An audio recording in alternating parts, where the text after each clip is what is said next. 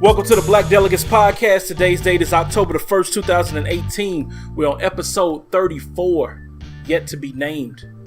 I'm here with the crew. Ghetto Phenom, what's good? What's poppin'? Box Wine Poppy. Yo, what's up, on, fellas? Not much. Nothing much. Chilling. About to knock this episode out as professionally as possible. I want no edits. Gotta edit. Never gonna happen. I need to edit. You basically Not with you on the show, buddy. You're just incentivizing me to curse at least 5 times in this episode. That's all you're doing. Please don't. Right. I can't promise you anything. All right. So, I did not bother to look at the iTunes feedback. So if you left us feedback, we appreciate it. And in the future, if you would like to leave us 5-star reviews or feedback, feel free to hit us up where, Ishmael? You hit us up on Instagram and Twitter. We are at Black Delegates. There's _ between Black and Delegates. You can also hit us on Facebook at Black Delegates Pod and at blackdelegatespod@gmail.com. The Black Delegates Pod. The Black Delegates Pod. I thought I left that out. Wasn't sure. Yes. That's all right. Just testing you. That's what I'm here for. Making That's what sure I'm here you're for. paying attention. Thank you. All right. So, let's get right into it, fellas. Let's start off with the big news of the week. Nope, let's not do that. Let's do Week in Blackness. I'll be forgetting if it ain't wrote down. I'll forget about it. This Week in Blackness. Slipping. Ryan, how was your Week in Blackness? Which one of y'all had the blackest week? Definitely not me, so that's for sure. Not you? All right, I can go first. No big deal. My Week in Blackness was Sanaa Lathan. I'm going with Sanaa Lathan. Oh. Checked out that movie Napoli Ever After on Netflix. Pretty cool. Watched it with the wife. Mm-hmm. You know how those movies go. Although the fellas should probably tune in for she had a little twerk scene. I ain't know Sanaa Lathan had it in her, so that was worth a watch. I put it that way. Let's see. Watch that movie Tag. What? Oh, no, I'm just saying. I'm adding that to the watch queue. Yes. Right now. Yeah, definitely put that on there. Yeah. All right. Watch Tag, the movie about the dudes that were playing tag as grown men, with Jeremy Renner in there, Hawkeye from Avengers. I would like to say that soundtrack was super black. Like, I feel like it was appropriation black because check this out. These are the songs that they play. Back in the day, they played East Coast Swing, This Is the Sound of the Police, and Colors. You talking about back in the day from Ahmad? Oh, wow. That's a classic. The old school. Yes. Classic. Yes. Nothing but classics on here. But this movie was so white that it felt inappropriate. West Coast classics too. Just throwing it out there, man. I don't really know what they were doing. It was an okay movie. I mean, it was kind of ridiculous. A couple times I thought to myself, you know what? If black people was running around playing tag, they would get shot. And that's just how it is. I ain't want to put it down on the movie. Worth seeing, but not that great. Let's see what else. That will not be on the to watch list for me. Yeah, you could check it out. It's not bad. It's okay. All right. What else you got? And then let's see. Had a deacon crown in their church, so that was cool. I don't know. Ishmael, have you ever? Y'all don't do deacon crownings, do you? Like ordinations? Y'all do like the whole ceremony joints? They don't do a whole ceremony. They'll basically just bring them out during the part of regular service and say, hey, this person is going through deacon training and yada yada. So it's just a small part of the actual service. It's not a separate deal. Oh, okay. Yeah, we got a separate joint, so you come in and you sit in front of the congregation and the rest of us ministers and deacons ask a bunch of questions and you must get them right. So you get your oral exam on. But yeah.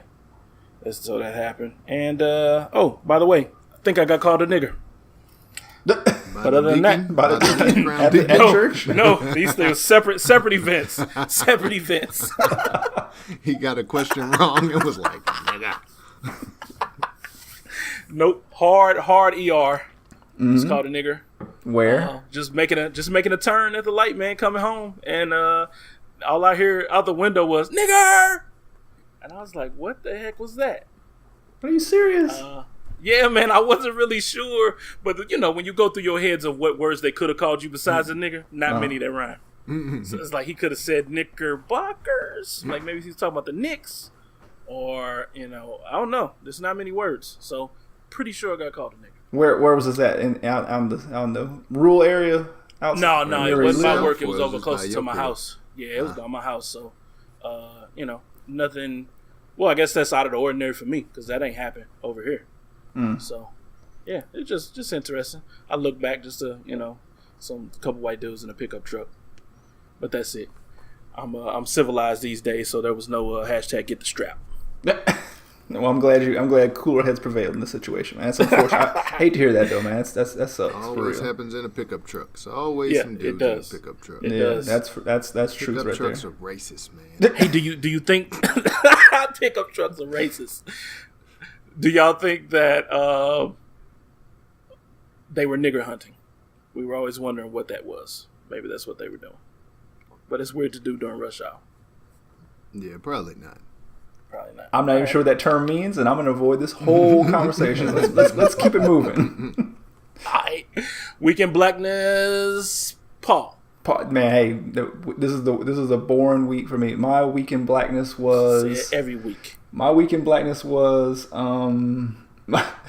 my weekend blackness was Saved by the Bell black. That's how it was. Lisa Turtle black. Lisa Turtle black. Okay. Because all I do, I had to go. So I told you a few months ago, I'm in like this grad school program. So now finally the day of reckoning comes where I got to write a stupid paper, man. So I got to write like, I don't know, 40, 50 pages, double space, something like that, man. Nice. It's not gonna be bad. It's not gonna be too bad. I'm not stressing it too much, but it's just, man, it's been so long since I've been in school, so it's kind of like all these weird emotions have been coming back to me in the last couple weeks. Like knowing I'm having to write this paper. I got time to do it, man, but I got like my first due date for first draft like on the 15th. So been trying to like spend like an hour a night, try to write a page a day or so like that. Just trying to get my thoughts together, man. But just, man, I hate that feeling. It's been so long since I've had that feeling of having to do like school work and stuff like that. And it's just crazy. Like no matter how old you are, that feeling just never, at least for me, it never goes away. Like, oh man, like you just feel that tension. Like, oh, here comes that due date. I'm sure you guys had it. In class. Yeah, that anxiety. Yeah. And I know I always have like I don't really remember my dreams ever, but like one dream I always have is like always like being in school and like I'm late. I'm like mad late, like months late for some kind of deadline or something like that. And I just remember that dream so vividly, and I have it all the time, like every 2-3 months, whenever a big work project comes up or something like that. So I have like the same kind of dream, like where I'm always in class and I'm really late and I'm running to class and trying to get this done, and it just seems like I can never catch up, man. So that's all I'm kind of going through. But man, I am definitely not motivated to write this stupid paper, and that's really it, man. That's all I've been doing all week is just trying to get that ready. So can't wait till the last minute. What's up? You get writer's block, and you bust out the ramen noodles just to give you that inspiration, like you that struggle, that old struggle. Man, I'm a little bit past that now, but yeah, the big thing I'm trying to do now is like basically because the thing that since all of us went to college, like remember back in the day, like this was like early internet and stuff like that. It was kind of wild west as far as papers, man. You go on the whatever Wikipedia or whatever the version of Wikipedia was back then, and write these research paper, and you could use a lot of stuff. And you were kind of like, let's be honest, everybody was lax with the citations, stuff like that. But man, I've seen some dudes talk about this new software. They can just run your whole report. They put it in the computer now, and it can tell you like, hey, these two sentences came from here. This two sentences came from there. Man, right. so like, yeah, that's a whole new thing where I'm like, man, I need to make sure. Like two people can't have the same idea for a sentence. I don't know how it works. It's kind of ridiculous. I'm just trying to be more careful about how I cite than I would have back in the day. So right. It's just one of those things. But man, it's interesting, man. But just I'm definitely already feeling like I'm not motivated to do this. Like, what am I doing, man? I've already got a career. Well, I need to do more, but here I am doing it anyway. So whatever, man. That's my week. Your fault. I know. All right, Ishmael, how was your week? My week was Barack Obama black. What? Wow. Barack Hussein Obama black and Michelle Obama black. The entire Obama family black. We looking for your birth certificate black. Right. And the reason I chose the Obama family, and specifically the president, Barack Obama, the former president, is because my weekend was very black and very elegant.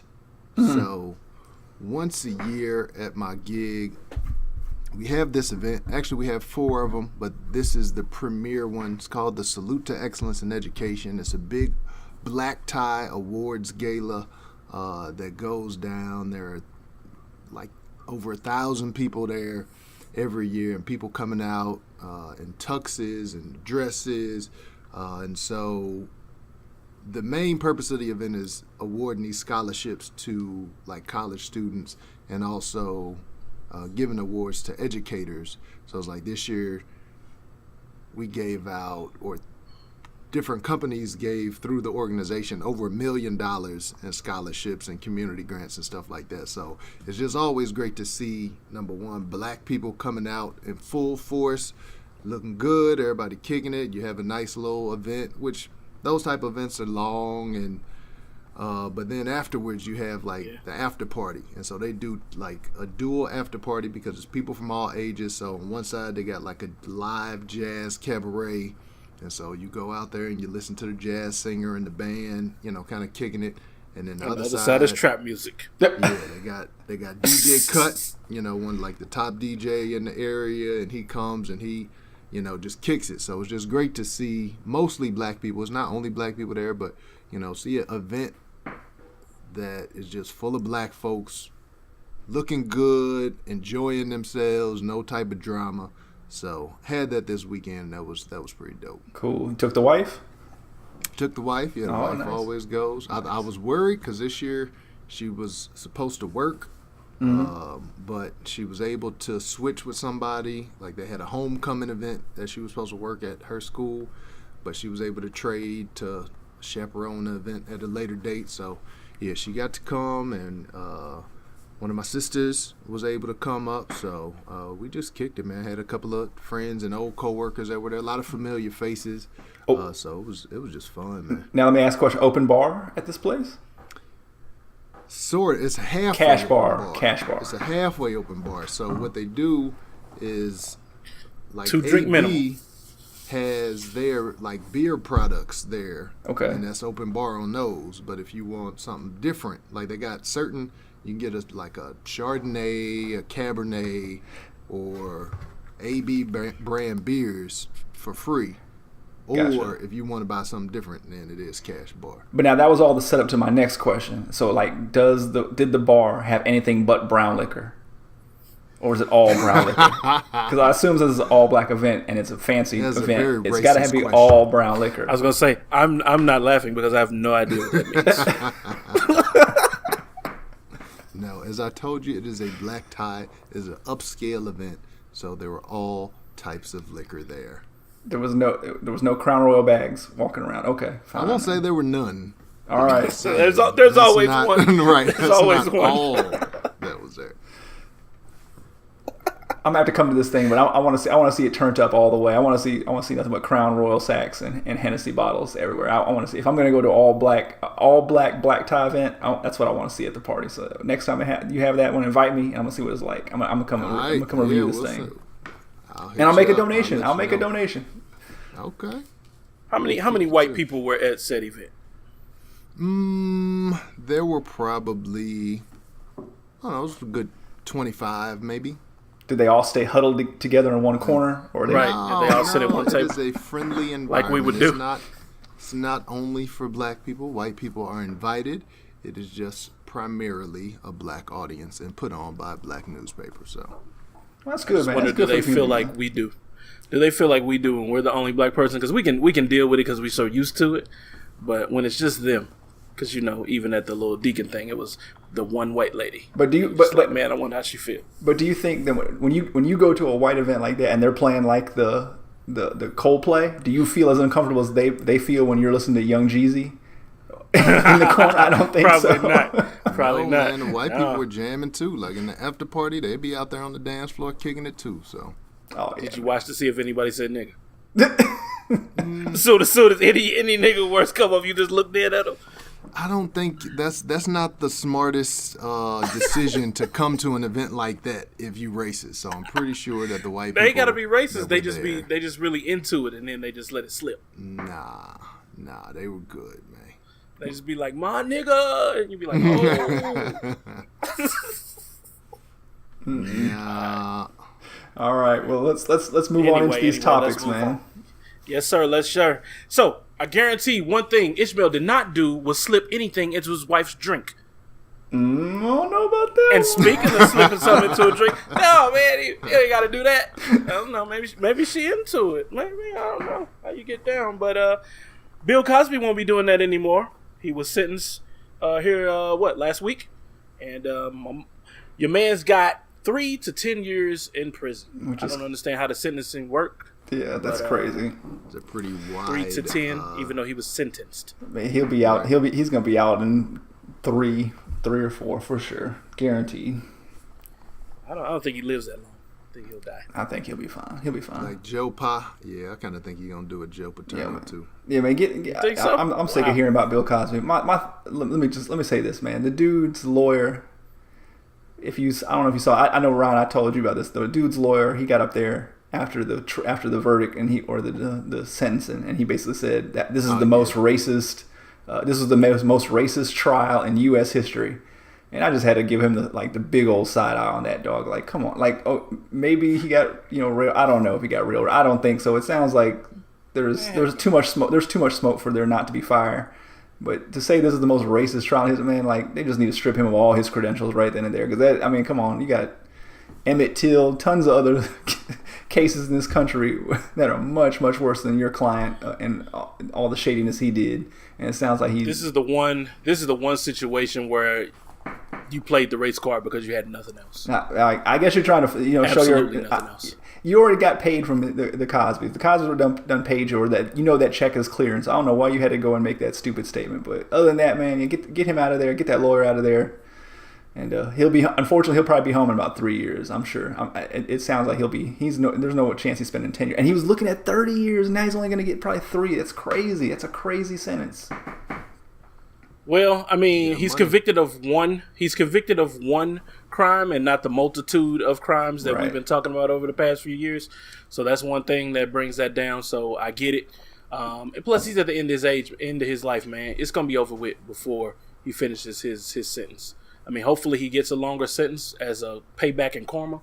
But what I really want to talk about with this particular topic is all the black people who have been out here caping for Bill Cosby after the verdict was read. I got issue with it. I don't understand why, when I was in some groups and talking to people about it, and they say, oh yeah, the verdict came down, and I'm like, good riddance. Like, dude needs to go to jail. Like, he clearly committed a lot of heinous crimes, man. Whether or not he was convicted on those does not matter. Like you said, where smoke, there's fire. And dude had a whole lot of smoke, man. And so, I'm fine with him getting convicted on that one. I hope he serves a long time in jail. But there's a lot of people then that were saying, like, oh, we doing this to one of our legends, and why black people got to kill their leaders, and how come if he wasn't black, this wouldn't have happened to him, or what about Weinstein? That's nothing to do with anything. What y'all think? Ish? Yeah, I agree. I think people look like idiots, when they sitting up there like, oh, Bill Cosby only got this because he tried to buy NBC, and like, stop it.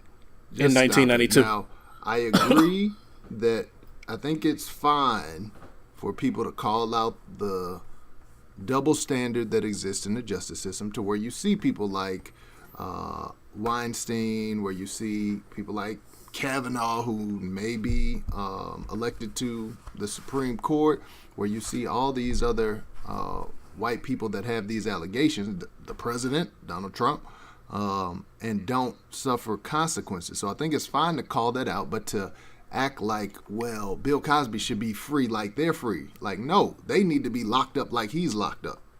So I hate when I see black folks trying to play that, with Bill Cosby. Well, when he had the Cosby Show, he was promoting positive black families. Yeah, but at the same time, he was drugging women and sexually assaulting them.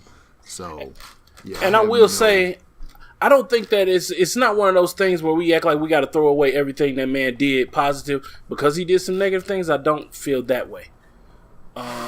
Maybe that's the difference, and maybe that's what they're doing. They're just clinging on to the good, so they're going to take the bad with it. I feel like you could separate those two. Like, yeah, in the daylight, that dude seemed like a good dude. But guess what? In the end, he was not. That dude was a demon. So, good riddance, man. Get out of here. I don't think there's any way that we can stream the Cosby Show. So it is what it is. And one day he'll be taken off suspension, maybe.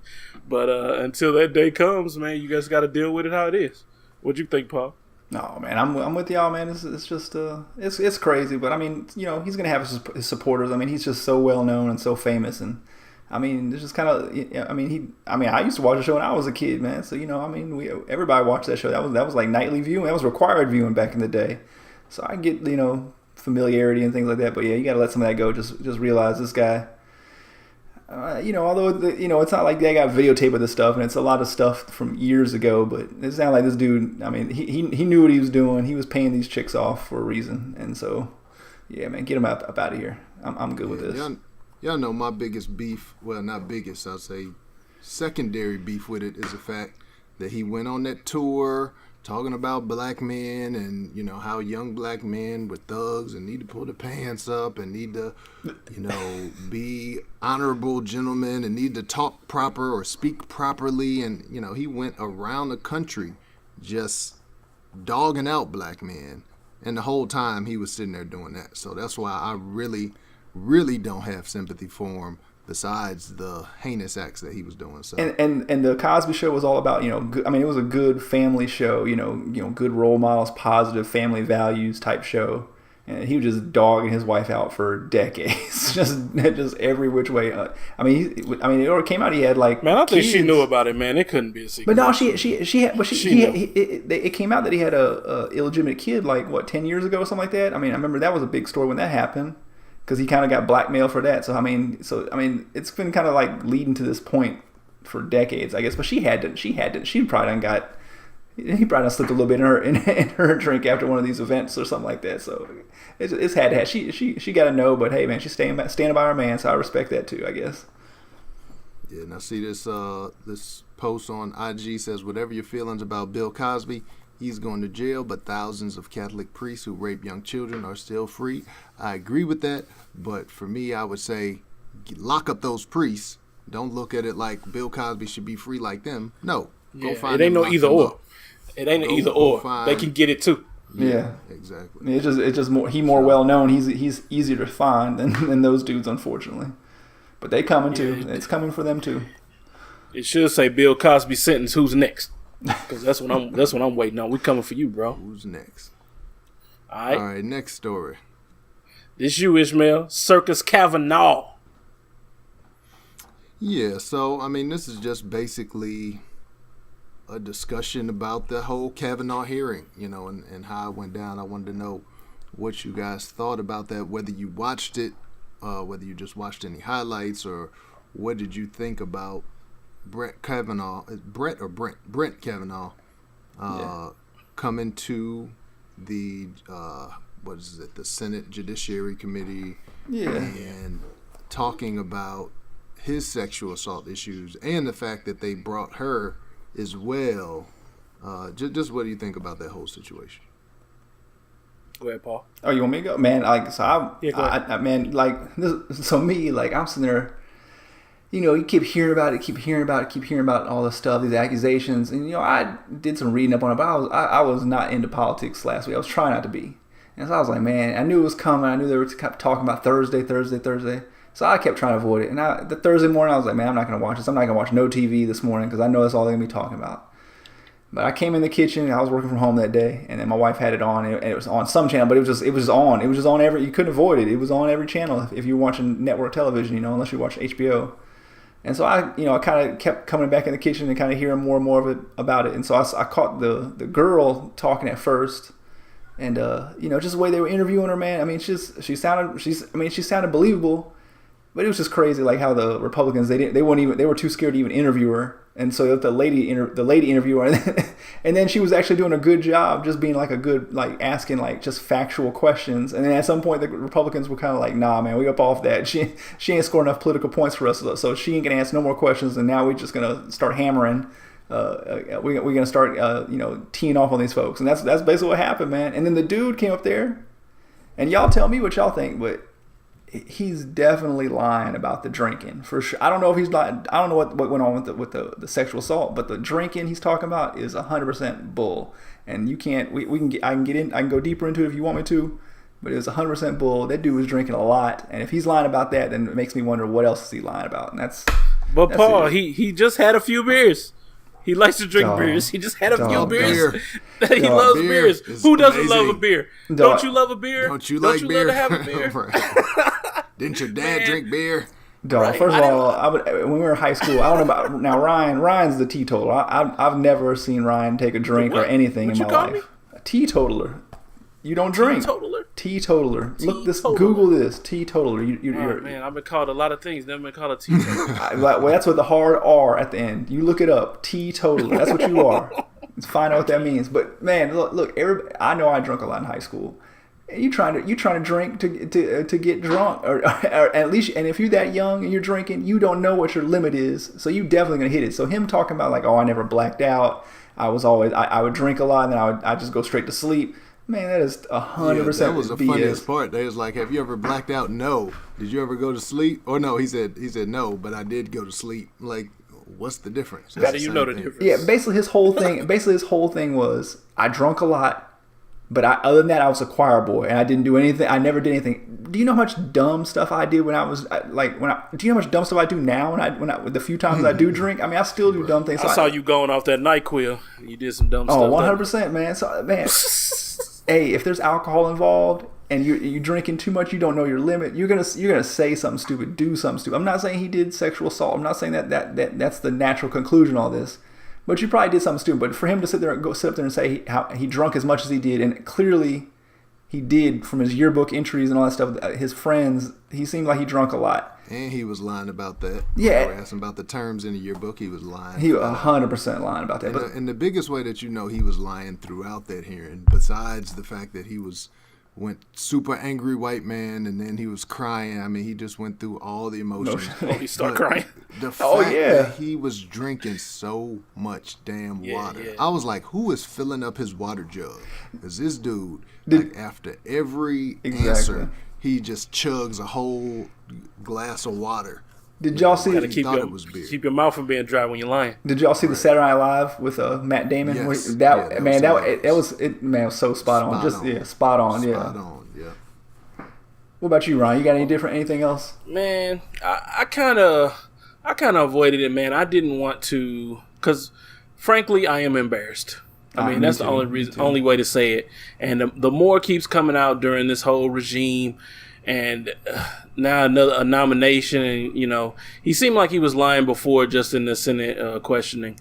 But then now we got some serious charges come up, and I found myself thinking back to the days of old when, if you even had allegations like this, you would be out. Yeah.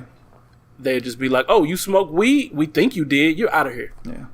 But now you can apparently sexually assault like multiple women, allegedly, and still sit up there and we'll just think about it, and maybe we'll vote next week. That's not the new Clarence Thomas. He had accusations against him. I think sexual assault, when it comes to men assaulting women, like that's almost always been overlooked. Like unless you got concrete allegations, which you're never going to have. Been like, when you going to have concrete allegations? Don't believe it. You're not going to have unless now in the digital age where everything's on phone or something like that. Then you can have confirmation. But from the '80s, man, you ain't got nothing. It's nothing, man. That's all. Certain, like drugs, or if people are sneaking off having same sex or whatever, like that stuff was disqualifying back then. But I think men assaulting women, especially since men have been the main ones in power, that has been overlooked for a long time. So let me ask you. People thought it would be different now because we're in the midst of the Me Too movement, but the Republicans are just trying to push it through as much as possible. Yeah. What are you going to say, Paul? Let me ask you guys, so what do you guys think is going to happen? So we know we got, basically they got this week, the FBI's got this week to do an investigation, interview some people, something like that. And so there's been a bunch of debate. But what do you think is going to happen? I personally think it's going to get confirmed, but y'all tell me what y'all think. Yeah, do you know how, did you guys see how this even happened? Like how Jeff Flake was really the main one to push for because they ran up on him in the elevator, right? Yeah, did y'all saw that when the women ran up on him in the elevator? Yeah. Like that was crazy. And just think about how many times people talk about protesting is, doesn't mean anything. You shouldn't do it, or it's not going to get any change. Well, these women who decided to go up there and confront him, like that literally changed the whole dynamic of what was about to happen, because they were about to push it through regardless. And Jeff Flake, he's about to leave office. I think he's probably he has some presidential hopes for the future, but he's on his way out of the Senate. But I think he just, that just got to him. Those women confronting him in that way, and the one lady was saying, no, look at me. Don't look down. Look at me and tell me that what happened to me was okay, because you're going to push him through. So I just thought it was amazing to see that those women, there was only a handful of them, a couple of them or whatever, that they changed the whole trajectory of this process. Exactly. Do we really think they changed the trajectory, or just held it off for a week? Because that's what's going to happen. I think they probably helped us. I think really to me personally, I think this is my cynical side. Like the dude Flake, he's getting ready to leave office. So he ain't got nobody. He don't have nobody to appease or nothing. He's got, he's not a Trump fan. He's got nobody to appease. So he's like, hey, let me at least. He's basically providing cover because the two ladies, Murkowski and not Klobuchar, I forget the other Republican senator, Collins.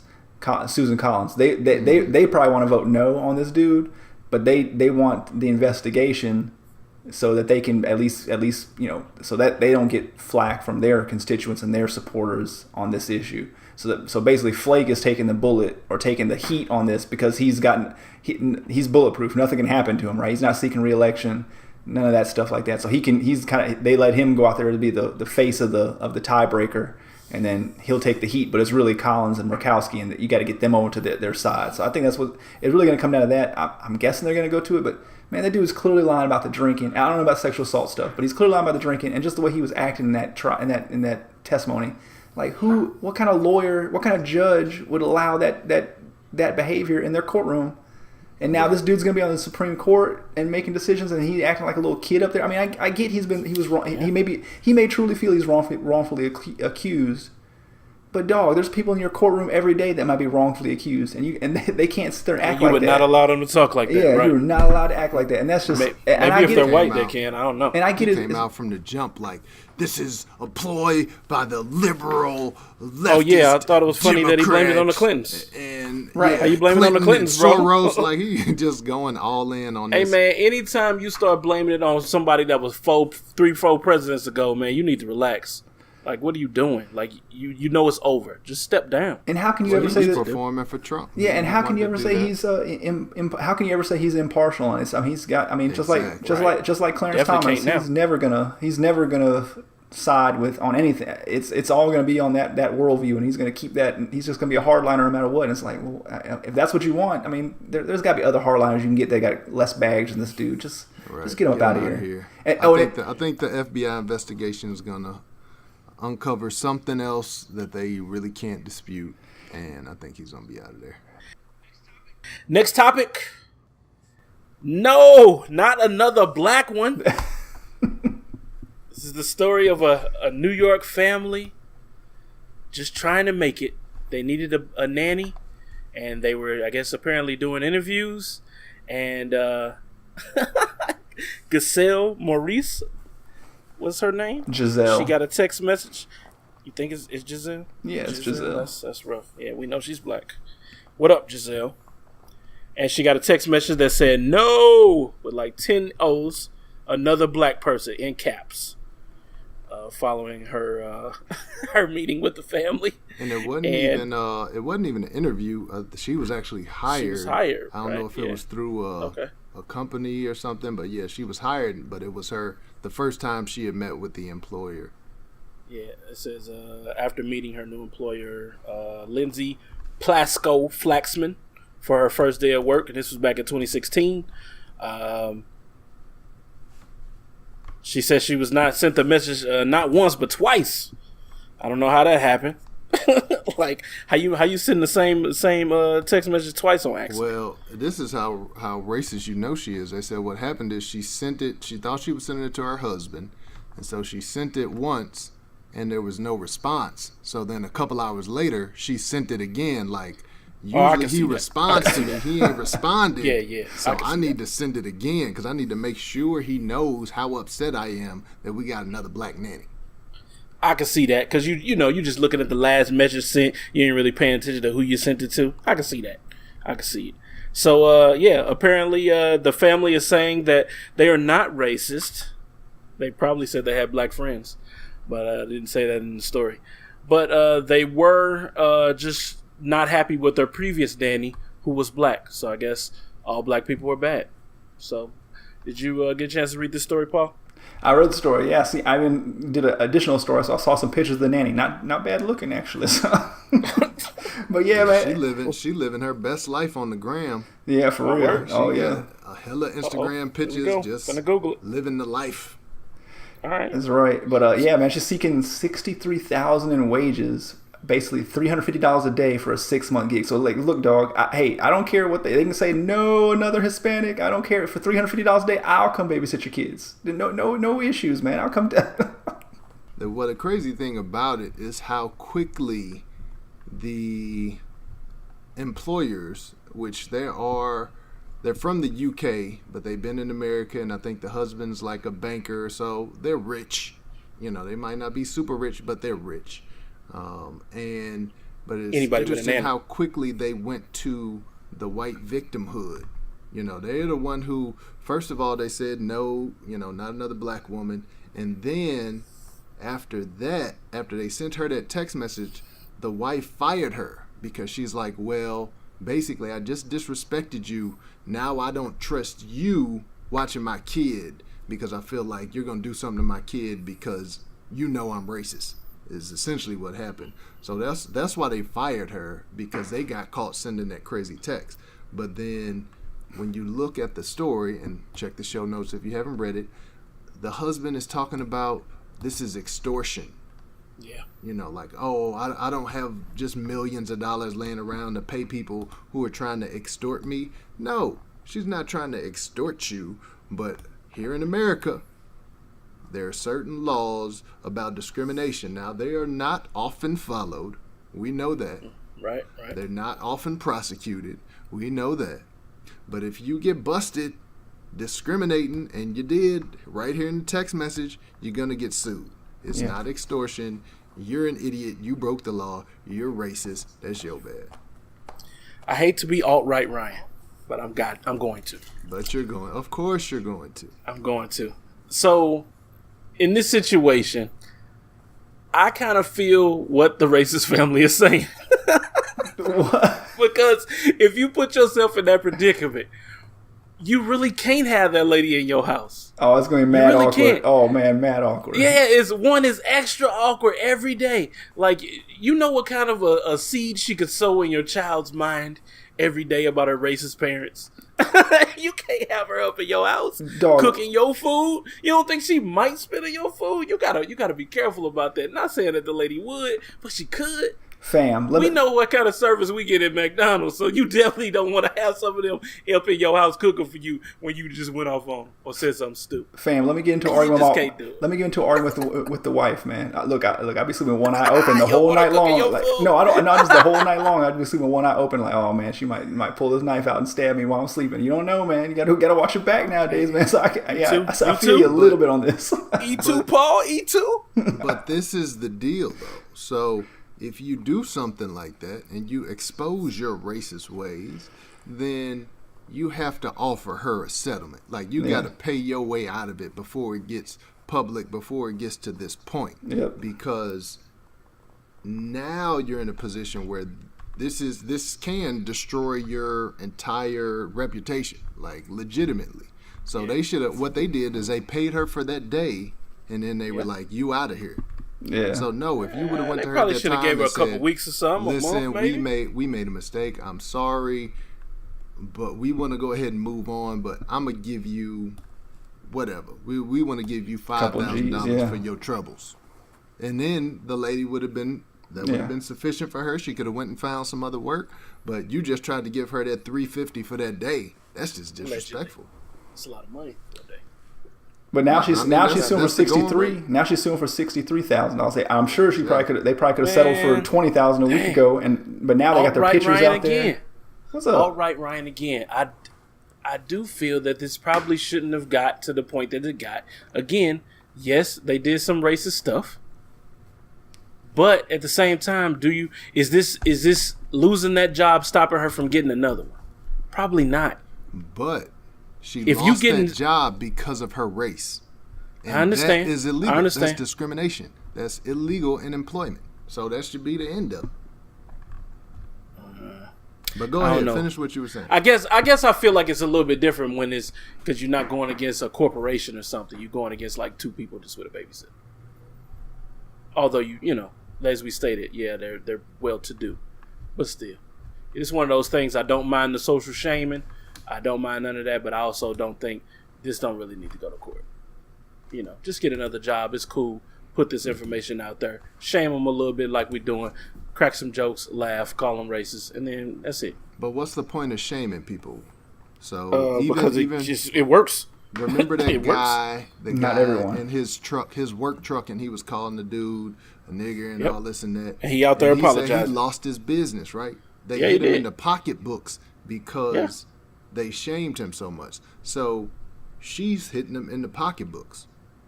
They would get hit in the pocketbooks because would nobody want to eagerly get out here and mess with them once this information got out? I don't know about that. Yeah, it's the same situation. I mean, they have other business ventures, whatever they're doing, work, whatever. People know who they are, and it does hurt them. Right. So let her get a little piece of their bread. That money they about to lose, let some of that go to her. I'm good with it. It's not, you know, you can collect reparations some other kind of way. I mean, but that's what she's doing. Hey, get the reparations. All right. So next topic. Yeah. So did y'all see the story about Eric Reid signing with the Panthers? Eric Reid, of course, was the dude that was one of the main NFL players that was taking a knee along with Kaepernick on the 49ers and basically been out of job for the last 2 years. Filed a grievance against the NFL alleging collusion and couldn't get a job. He definitely deserved to be on a roster somewhere. He was very good before he got released, but now he's finally found a home with the Panthers, my hometown team. Although I don't really follow them that well, but it's kind of a rebrand for the Panthers, man. It's interesting. The Panthers, last year they had all the issues with the owner and all his kind of sexual assault stuff and not allowing players to protest and things like that. And now this year, new owner. And they're signing Eric Reid. So, man, what do y'all think about that? Is this a step forward for NFL, or are y'all going to start watching? Or what more needs to be done? Man, it ain't a step forward until Cam Newton says that he sees color. Because this nigga still out here cooning. So I can't really say it's a step up. As long as your quarterback still don't know he black, then, what can I say for you? But I'm glad Eric Reid got a job. He plans to continue the grievance against the NFL, which is dope. With that, but I don't really know how you're gonna win now. That's rough, and that's kind of how the NFL is gonna get out of these lawsuits. What you think, Ish? I don't know about that. I mean, all he has to prove to win his collusion case is that more than one team conspired together to keep him out. I mean, he's a Pro Bowl caliber player, so it's great that he has a job. I'm happy that he's got a job. But you can't tell me that those owners did not collude to keep him off up until now. It just happened to be that the Panthers really needed somebody in that position. They had some injuries. So they were like, well, do we want to sign a scrub off the street, or do we want to sign this Pro Bowl caliber player who kneeled and made us mad? So he definitely has a better case than Kaepernick as far as that's concerned because of his skill set. Yeah, I don't know debatable. About that. Yeah, I don't know about that. Well, it's not debatable that Eric Reid was cold. People still debating Kaepernick because he wasn't starting when he stopped playing.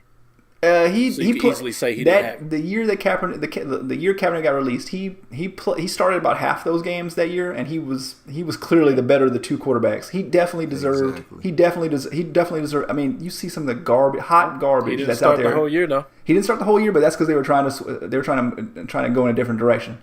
But he definitely deserves to be on some NFL roster, at least in second string, backup, a practice squad. He's better than 75-80% of the backup quarterbacks in this league for sure, and he's probably at the very least he's a low-level starting quarterback, and he's definitely a high-end second-string quarterback. That's for sure. So him to not have a job, that's robbery. And Eric Reid, same way. I agree with you. I'm just saying if you're a judge that may not watch football or be familiar with it, and you see Kaepernick started some of the games and he didn't, it's easy for you to forget that dude was good. And if Eric Reid coming off a Pro Bowl career. But Eric Reid, so Eric Reid signed up. I think it's just a 1-year deal. So I mean, so even though he's back, he's making some money. But I mean, gee, you can't tell me that dude probably couldn't sign a long-term deal 2-3 years ago if none of this had happened. If he had, or teams hadn't colluded against him or whatever like that, he'd probably have secured a $4 or $5 million deal or a 4 or 5 year deal for much more money than the 1-year deal he's getting right now. So there's definitely still, even though he's back in the league, there's definitely a lot of lost wages. Not even talking about just the 2 years he missed. There's going to be lost wages just from this year going forward because he probably would have been locked into a much longer term deal than this because he like you said, he's a Pro Bowl caliber player at a position that's really tough. Right, and Cap wasn't necessarily a Pro Bowl caliber player, but he was at a much more premium position. So exactly. Even if you look at him, he played 12 games, started 11. He had 16 touchdowns and 4 interceptions that last season. And that team was awful. That team was awful. Terrible team. 90.7 QB rating. So I'm sure if you go and look at the quarterbacks that are playing today, every Jets quarterback has a less quarterback. Yeah, half of the starters are going to be for the last 5 years. And all the backups are going to be worse. I think your homie Blaine Gabbert's out there still collecting a paycheck for being a backup somewhere. I mean, does Blaine Gabbert need to be on an NFL roster? I think no. Listen, if Sam Bradford is still collecting NFL checks, there's no way you could tell me that Colin Kaepernick doesn't deserve to be in the league. Chase Daniel can't not blaspheme Chase Daniels now. Chase Daniels is trash. Chase Daniel has drunk more beer than Brett Kavanaugh has in his entire life in the last season, and he's the number 2 for the Chicago Bears, and he's looking to get called up anytime. You can't tell me that Kaepernick can't beat out Chase Daniel. He don't even have his jersey on. I'm sorry, no disrespect. He's the backup GOAT. Okay. He is the backup GOAT. We will not slander Chase Daniel on this podcast. He takes y'all to one Sugar Bowl. This man is the backup GOAT. The backup GOAT, absolutely. King of Mizzou. 5'10", neck beard, no muscle definition whatsoever. Have him out there, okay. He could sling that football, but he outsmarted the game. He was like, "I'm gonna find a way to stay employed, to have decent contracts, because he's not like on league minimum contract. He makes decent money. No. And I'm not going to have to get on the field and take those hits, except maybe twice a year." The finesse god, Chase Daniel. Chase Daniel, right there. Okay, let's move on, man. Speaking of the finesse god, Kanye. That's y'all's boy. Uncle Tom West out here in these streets still fooling us. Kanye has been on his rebrand grind. He's taking it back to his roots. He went back to Chicago. He's walking under the subway. He's talking stuff on the ground. He's doing whatever he can to try to basically win back the hearts and minds of black folks. And then he forgot all about all that. And he said he don't care. He putting back on the MAGA hat. With the new that brim. was the first story. Okay. You got the MAGA hat on, but you got on a Kaepernick shirt. I'm confused. I don't understand. Exactly. And apparently, he's gonna record in Africa. Paul, what? The album's supposed to drop this weekend, but I think I listened to this on Joe Budden this morning, or this weekend they were talking about it. So Logic's album drops this weekend, and so does I forget who else. Like Lupe Fiasco, something like that. So anyway, so Kanye knew that it was probably gonna impact his record sales. Because he can't. It'll hurt his ego too bad if he doesn't open up at number 1. So basically, he's pushing this back in part because of the controversy stuff, but also because this is a bad week to release music for him because he knew he wasn't gonna come out. Lil Wayne's album, that's what it was. Lil Wayne and Logic were both coming out at the same time, the same day or whatever like that. So he knew his album sales was gonna get dinged, so he pushed it back 2 months. And he claims he's going to go to Africa to record. Man, I don't care if look, he can go get Nelson Mandela on the track and spit some bars. I'm not listening to this album. Forget this. I'm off the Kanye mess. He can keep his MAGA hat. He can keep his cap hat. This dude's off the deep end again. He's off his meds. Every time he tries to come out with the album, he always tries to do all this stuff, court all this controversy. Man, get out of here. I'm done with his whole act. I don't want to hear it. I don't listen to his music anymore. I'm done. End of story. Ishmael, as a black delegate, are you willing to trade Kanye West for Logic at this point? Because we kind of threw Logic to the side, and he's pretty. I'll trade Kanye for pretty much anybody at this point. Anybody? Like, okay. I don't really. I'm not familiar with Logic. I know who he is, but I don't listen to him like that. But yeah, I'll trade Kanye for some unsweet tea. It don't matter to me. The thing with Kanye that's so weird is like how unstable he is he recorded his last album or a bunch of these 7-song albums. He recorded them in Wyoming. Now he's Whitest trying place to on go earth? to Africa. Like, how do Blackest you place on go earth. from Wyoming to Africa? Like, that just explains how lost he is right now. So I don't even pay attention to Kanye anymore because he's on this quote unquote free thinker thing, but it's just saying stupid stuff. And I think he supports Trump because Trump is an egomaniac. Trump is a narcissist. Kanye is an egomaniac.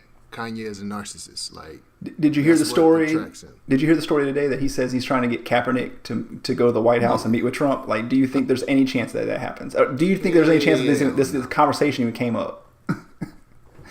Because I can imagine if Cap was on the phone and got this phone call. First of all, he probably didn't. And probably when he saw the Kanye phone number come out, he's probably like, "Oh, I'm just gonna let that go to voicemail." Because that's what I would do. I'm like, "Oh, this dude's crazy. Nah, he's wild." And I'm just letting this go to voicemail. And then if I hear him talk about, "Yeah, do you want to come to the White House?" I'm like, "Nah, dog. I'm not even gonna reply back to that one." I'm like, "That's all you, dog. I'm leaving this one alone."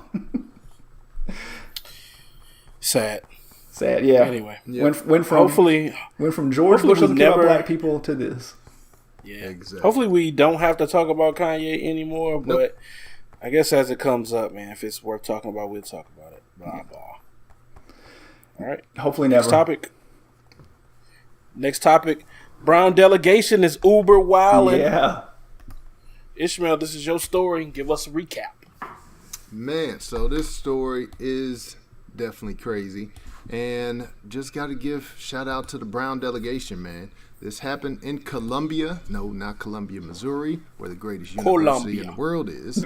Yeah, Colombia, the country. And so what happened is a woman was creeping on her husband. Had her little side dude for a while, too. I think it was over a year. And they would creep off and go to little hotels and motels and do their thing while the husband was none the wiser. And one day they slipped up. And it really was one of those things. You know, they had that saying that says, God don't like ugly. I think this was one of those situations where God shows he don't like ugly.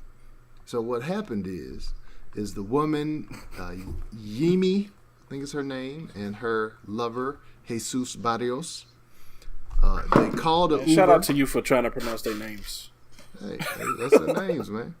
And so they called an Uber, or they hit up the Uber on the app, and they said, all right, let's take us to the motel. We about to get it in.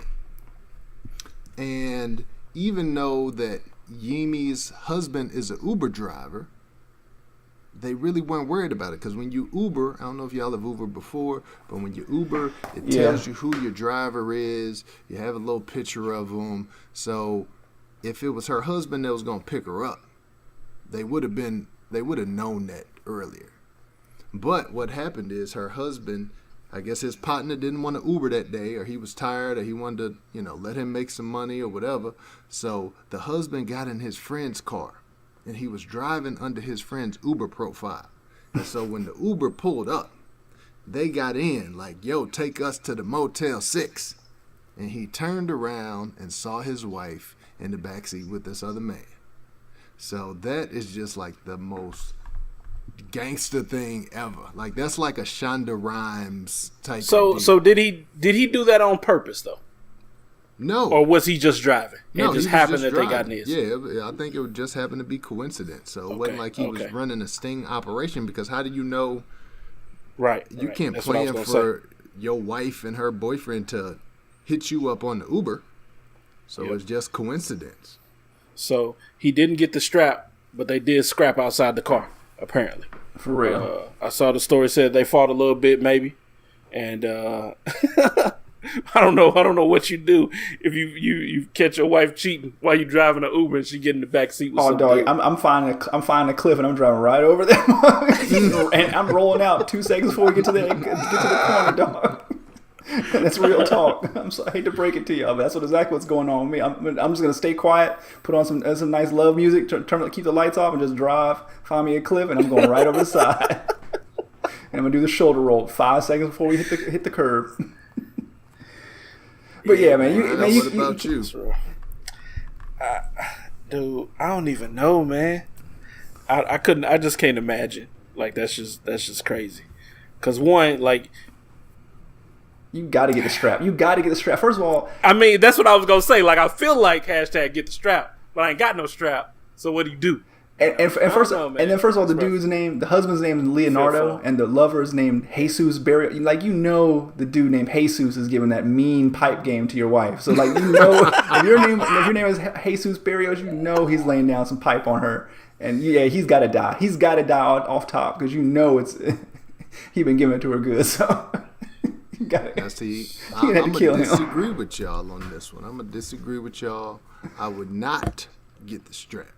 Matter of fact, I don't even know if I would reveal myself. I would just keep my head straight forward, and I would go ahead and take them right to the motel. Go ahead and drop them off. Tell them, have a good time, have a good day. Whether they knew it was me or whether they didn't, I'm going to take them to their destination.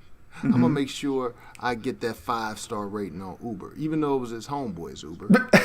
I'm going to make sure he don't mess up your homeboy's Uber rating. That's the most important thing. Yeah, you got to make sure that Uber ride is right so he get his 5 stars. I'm going to offer them some water, offer them some peppermints, and then once the Uber ride is over, once they've given me my 5 stars, I'm going to go back home, I'm going to throw her stuff in the back, and I'm going to take it right up there to the motel where they at and just leave it and say, go ahead, stay with them.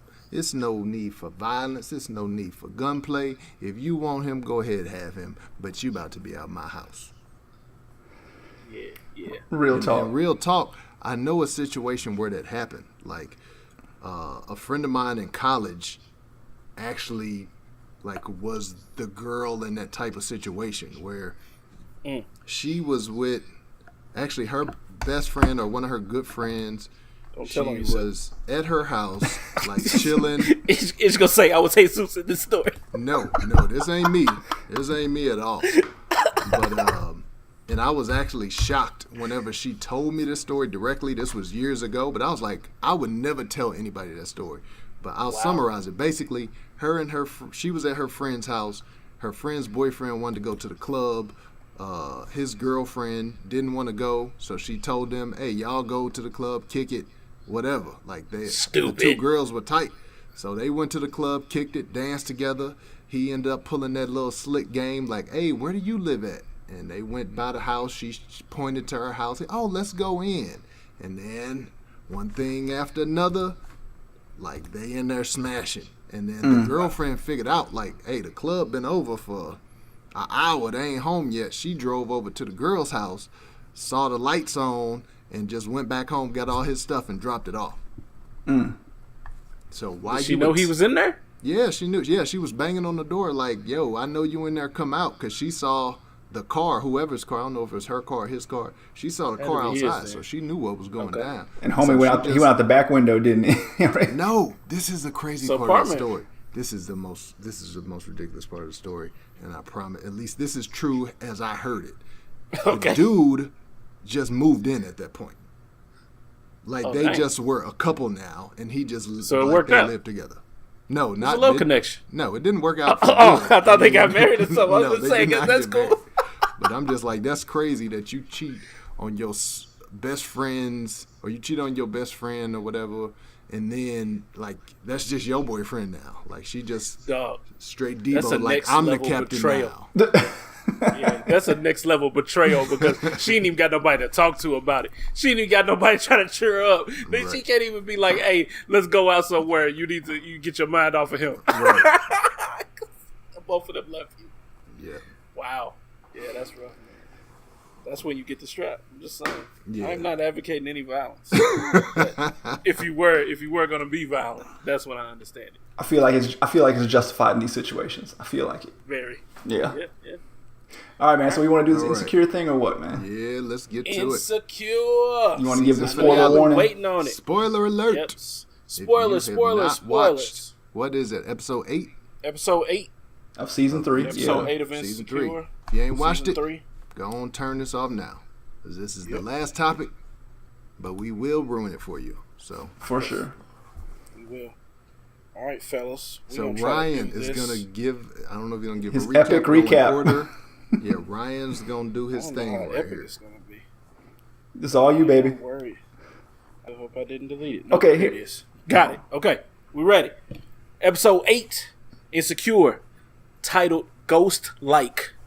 All right, y'all, we're going to try this new format, so y'all just go with it. Ready?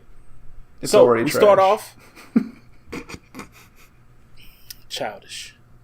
We start off with Molly, Issa, door to door, going to local businesses, and her block party was blocked. She's trying her best to get everybody to give her some items for the block party. Ain't nobody having it. No, she's not They trying out her on best. She's not. She tried like She 5. is trying her best. She had at least 5 hairstyles. She ain't tried her 5 best. hairstyles, No. 5 outfits. No. Smile every time. She wasn't trying. No, she's not trying, man. She's not grinding. She ain't out here grinding, man. She ain't about that life. All right. So we moved on. Now keep in mind, if y'all got something, jump in. I'm gonna keep rolling. Molly. Then we go to Molly's new firm. She's at the black firm now. She left that white firm. So Molly, she decides she's just gonna have some kind of a power move on your boy and take his gig. The partners wanted to talk. She said, "Hey, I can do it myself." They let her in. She stole the show. And the dude was hating. And the dude was clearly hating. Forget him. Yeah, Screw him. Dude was not happy. He hella salty, Yeah. man. Get him up out of here. He's a herb. Get him up out of here, man. You thought that was cool. So if you were in your line of work and you were supposed to do a presentation, you weren't able to make it. The person that was working on it with you decided to go ahead and do the presentation without you. Stop it, man. Hey, look, man. She trying to prove her worth, and this dude think he the ruling the roost. He the hot thing around town. Man, she did the work. She proved herself. The partners, like he hadn't stepped on her toes before. Yeah, trying to but control the situation, and he wants to be the top dog. Yeah, so he just a little I got no midget beef with running around there. Forget him, Okay. man. Forget that little dude. I thought he was being a punk about it, but at the same time, I thought he was justified in feeling the way he did because he was like, "Hey, we'll do it when I get back," and she kind of just deboed it. But okay, Yeah, but would he, if she wasn't there, would he have waited for her to get back? No, he would No. just did it. Exactly. Probably not. Probably not. Good point. All right. Then we go on to Nathan shoots his shot, but Molly pins it against the glass. Young Nathan, the green-eyed, light-skinned dude, shows up on Issa's birthday at her crib with some flowers. Yeah, he was trying to get some booty. He was like, hey, I'm gonna catch her vulnerable and get some birthday booty. Yeah, that was his whole plan. I don't care what nobody says. That's what the whole plan was right there. And Molly shut that down at least for a minute or two. Yeah. No, I don't think And so. I think if you disappear for a month without no contact whatsoever, you got to show up with flowers or something. Like, you can't just show up and be like, hey, what's going on? So if you want to get back in any type of way in her good graces, you got to bring some flowers, some chocolate. Oh yeah, something that she likes. He's definitely trying to get back in her good graces. He trying to smash. That's what he trying to get some. He trying to do some booty, some birthday smashing, and that's what he's trying to do. And that's why he bringing those stupid flowers. But that's whack. He shouldn't do that, man. Because the dude ain't called her in a month. Nah, get out of here, man. Get up out of here. Did he even realize it was her birthday? I felt like he didn't. I bet you he knew. I don't think he knew. I bet you he knew. He didn't know. Yeah, man, because she probably mentioned it like, oh, it's my birthday next month. That's just one of those things that comes up. Like, when's your birthday? It always comes up when you first meet a girl or somebody, right? It always pops up. They only dated for like a week, man. They ain't talking about no birthdays. I'm sure they probably came up 4 times in that conversation. I'm sure. What do y'all think about Molly running interference at that? Yeah, that's what I was about to say. Appropriate or nah? I'm totally down with Molly blocking her because, man, you saw how she was last episode. She was distraught. She was obsessed, and she was tripping. And we don't need that kind of mojo coming in on the birthday. They already dressed. They about to go out, and he just gonna ruin the day. So rather than ruin another birthday, which Issa said that her last birthday was trash, she didn't want that to happen again. She did the right thing, man, and I think she probably helped her a little bit, despite what will happen later. But go ahead. Yeah, I'm with you, man. 100% with you. What you think, Ish? Yeah, I'm with it. I was for it. Go Molly. Y'all call Molly trash. Molly redeeming herself for that one segment, one bit. Yeah. All right. Then we move on to the last Dragon showing, which was at a cemetery. I thought that was real weird. Dog. Why were that? Why were there only? So it was in a cemetery, which is a little bit weird. But why were they showing the crowd shot? It was like 150 dudes there, 150 people in that crowd tops. And then why was like 8% of that crowd like dudes they had messed with previously in the last like season or two? Like what was up with that, man? Your girl said, "I ain't afraid of no ghosts," which I thought was cool. But she saved the show. She was pointing out dudes that she already had smashed. That was extra weird. Lawrence and his crew was there. Everybody was there. All the old flames were there. Everybody from Inglewood drove way to where they was at, which that's real strange, man. That's a very small world that they live in on this show. Yeah. Every time they go somewhere, they run into people that they. That part took me out of it. I was like, "This is not believable." All these people be in the same little venue when they showed the entire crowd, and it clearly wasn't that many people there. And I was like, "Okay, that was trash." But go on, keep on. Yeah. Shout out to Homeboy for getting back with his wife in there, and him talking to Lawrence about that he didn't want to leave. He told him, how many smoothies I had to make, and how many what did he say? How many episodes of Project Runway I had to make? Mm-hmm. How many aunties I had to apologize to? Yeah, but he said it, but it's still fire. But that part, and the Kelly little line, the Kelly little scene, those were the two best parts of the whole episode for me. Everything else was garbage, but those were the two best for me. You talking about when she cussed out dude across the lawn? Oh, just that whole conversation. Every scene that she's in makes the whole episode better, and she's basically carried this whole season from me personally. Everything else has been subpar. She's been the only thing that's a bright spot, and they give her she has no depth to her character other than she's just that keep it real friend. That's all she is. Well, they did mention, like a previous abortion and stuff like that. They slowly give you stuff. You can't get too much of her, I don't think, in one episode. I'm cool, man. You can have a whole arc with her, man. Just focus on her for 2 episodes. I'd rather listen to that than this other mess, for sure. Yeah. That's one thing about this show. It needs to be longer, I think. You can't have this 20-minute shows. It's just not enough. No, so many people on it. I disagree. I think this whole season hasn't been nothing. This season's been terrible. They can cut this down for this season, and if they can come back with more minutes if they actually have some stories to tell. Nothing happened this episode, man. Nothing happened. This is the episode about nothing. That's what every show is about. Nothing. It's just people hanging out. This was just extra nothing. Friends for black people. What? It doesn't okay, matter. Well, keep going. But what? I mean, I just at the end of this, ask yourself, what do you have to look forward to? What's motivating you to stick around for next season? What do you like? Oh, okay. I really got to see this, because I didn't see no twist here that says like, oh man, I can't wait for next season. It's garbage. One thing happened, and I was just like, when Lawrence went over to talk to Issa and them, and he was standing up in front of the dudes, and he was like, "Sit your big blank down." Like, if that happened in St. Louis, somebody would have got shot. Dude, it ain't no way somebody cussed at you and nobody got the strap. But did you see what Lawrence had like on like the boat shoes with no socks and the tight pants? See, like if he had like if he had like some Vocal tank top, then it'd be on and popping. Then if he had the Vocal tank top, shout out to Vocal. But yeah, it's like, well, I mean, and then the dude said something slick to him later too when he got up the second time to leave. Yeah, but Lawrence knew he was wrong. Now, if that would have been Nathan would have got at him. He would have caught those hands. But yeah, he wasn't really about that. So it was all good. All right. Next scene, gay but not gay. We run into Molly's previous boyfriend, or not boyfriend, but jump off, who just happens to also be at the same movie screen. Everybody we know. It was just a reminiscent of everybody who's ever been seen on the Insecure show. Exactly. But they had a scene where he's with his brother, and they both were looking kind of gay. But turns out, not really gay. So they both had their girlfriends with him, and it was his brother. So that was weird. Your boy, Paul.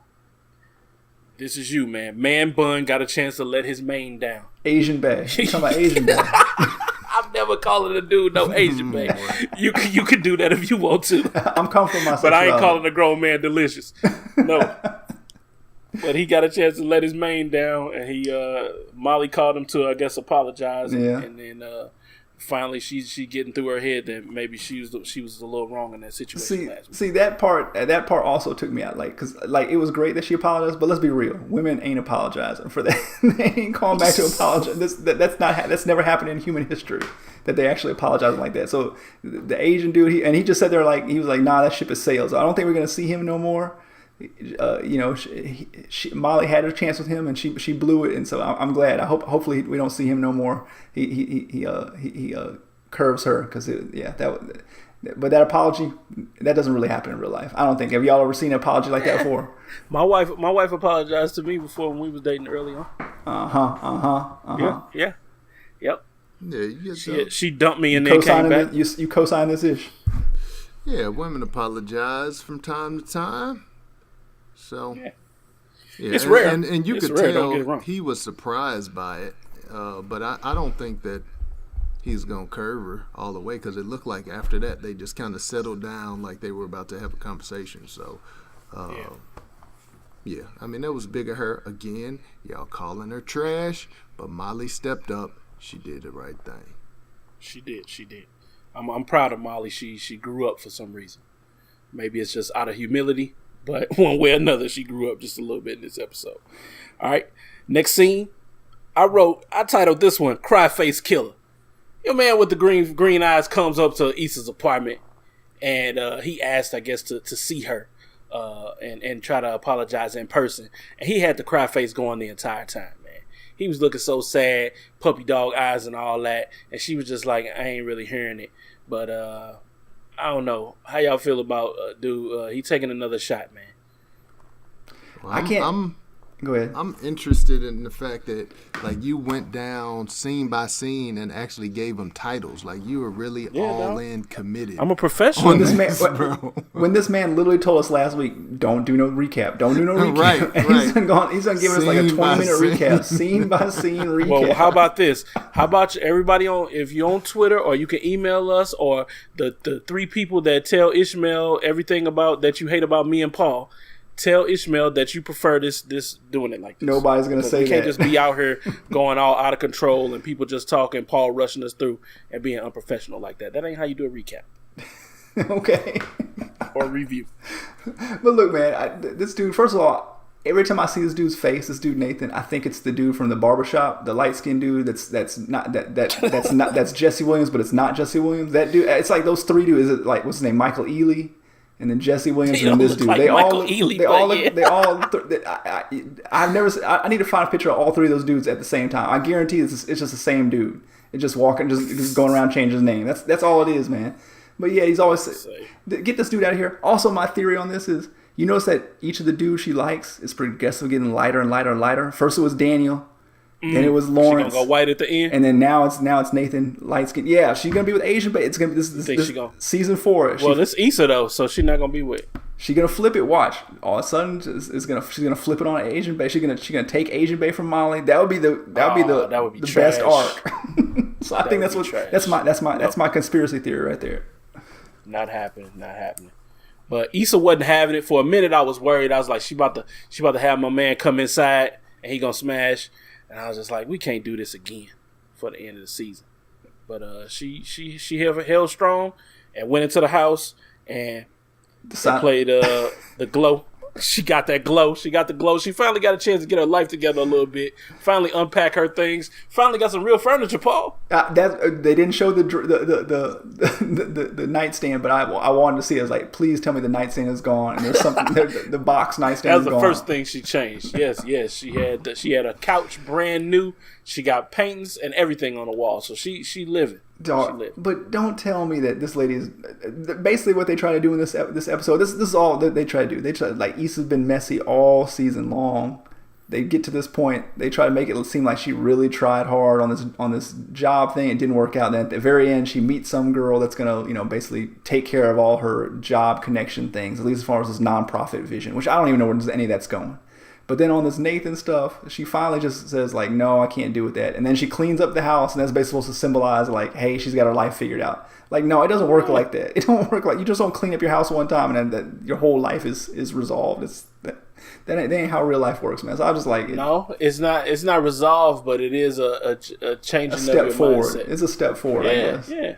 Symbolism. I guess that's what they're going for. You ain't never cleaned your house when you just been tired, you mad, and you just be like, I'm gonna clean my house. Yeah, but I always clean my house, not just leave it. Yeah, you always been Danny Tanner. This dude is Danny Tanner from Full House, always clean and got the yellow gloves on. Exactly, man. It's a state of mind. You got to live it every single day. You can't. But she's just been bummy and just living out of boxes for months and months and months and months and months. And now you can't tell me that it whole instantly changed in this 2-minute little segment. Nah, get up out of here. I'm not buying it. Okay. So I'm gonna say overall, the best episode I think of the season.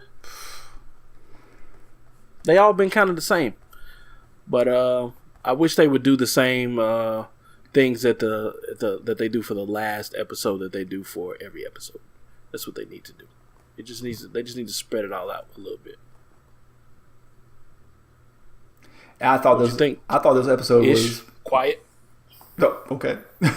Did Ish drop off? That'd be funny. No, Paul, you can go. I thought I think this episode was subpar, and I think the whole season's been subpar, man. I think maybe she's been doing that other movie that's getting ready to come out. The what's that movie about the kid that gets killed? It was a serious movie. Yeah, I saw that. So maybe she's been distracted with that, making that movie, and so maybe it's kind of the writing on this season has suffered. I don't know, but I hope it gets better next year because it just wasn't. I just wasn't feeling this year. I'm sorry, hate to say it. Okay, Ish. Yeah, I thought the episode was fine. It seemed, again, I invoked the name of Shonda Rhimes a little earlier. Kind of seemed like that at the end with the whole, what's his name? What's her ex-boyfriend's name? Lawrence.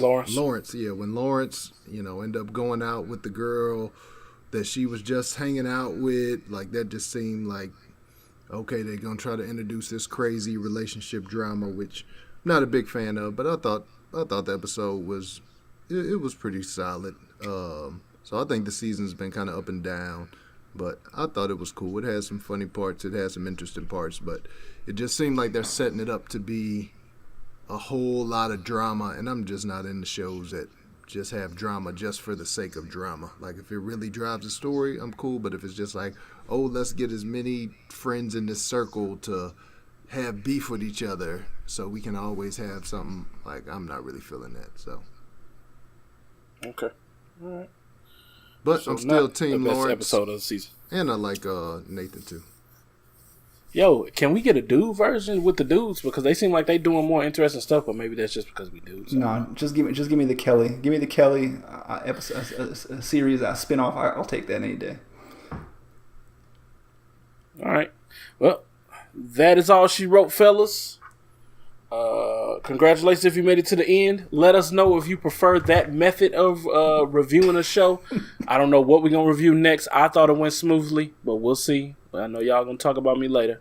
Oh, we definitely, 100%. So, Ishmael, tell the audience members who are left where they can find us. Yo, you find the Black Delegates podcast wherever you listen to your favorite podcast. On social media, we are on Twitter and Instagram at Black Delegates. There's an _ between Black and Delegates. If you want to follow Paul on Twitter, he is at BoxWinePoppy. If you want to follow Ryan on Twitter, he is at The Black Ryan. If you want to follow me on Twitter or Instagram, I am at IshCreates.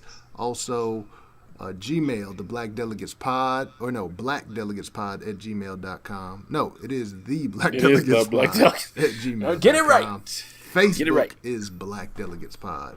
So check us out on every social media avenue. Send us your feedback like Ryan said. And also, Paul, what do they need to do? Rate us 5 stars on whatever 5 stars on whatever platform you're using to watch your pad, to watch this, listen to this pod. Sorry, and also tell a friend. Tell a friend to tell a friend. Yep. All right. That's all you got to do. So that's it. We have taken up enough. We will see y'all next week. Peace. That is correct. Bye.